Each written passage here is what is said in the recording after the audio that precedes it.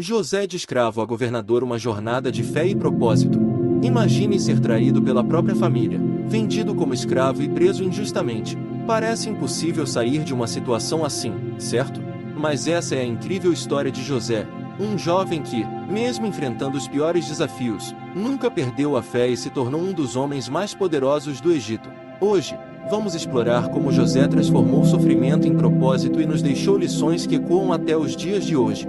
A história de José. José era o 11º filho de Jacó e o favorito de seu pai, o que gerou inveja entre seus irmãos.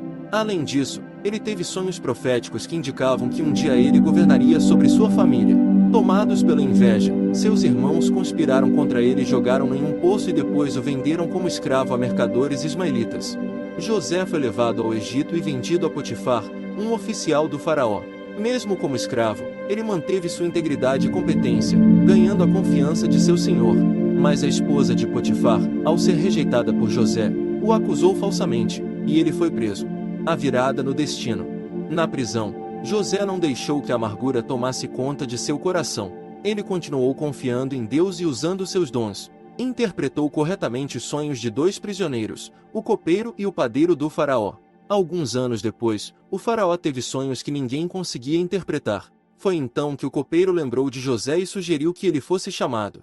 José interpretou os sonhos do faraó, explicando que o Egito passaria por 7 anos de fartura seguidos de 7 anos de fome. Ele ainda apresentou um plano para salvar o país da crise. Impressionado, o faraó nomeou José governador, colocando-o no comando de todo o Egito. A reconciliação e o propósito maior.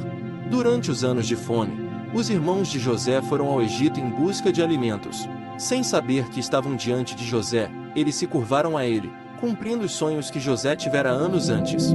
Em vez de vingança, José escolheu o perdão. Ele revelou sua identidade, chorou com eles e os convidou a viver no Egito com toda a família. José entendeu que tudo o que aconteceu tinha um propósito. Ele disse aos irmãos: vocês intentaram o mal contra mim, mas Deus o transformou em bem, para que fosse preservada a vida de muita gente. Gênesis 50:20. Lições da história de José. Fé inabalável. José nunca desistiu de confiar em Deus, mesmo nas situações mais difíceis. Resiliência. Ele usou cada desafio como uma oportunidade de crescimento. Perdão. José escolheu o perdão em vez da vingança, restaurando sua família. Propósito divino. José entendeu que seus sofrimentos faziam parte de um plano maior. A história de José nos ensina que, mesmo em meio às adversidades mais dolorosas, Deus está trabalhando para cumprir seu propósito.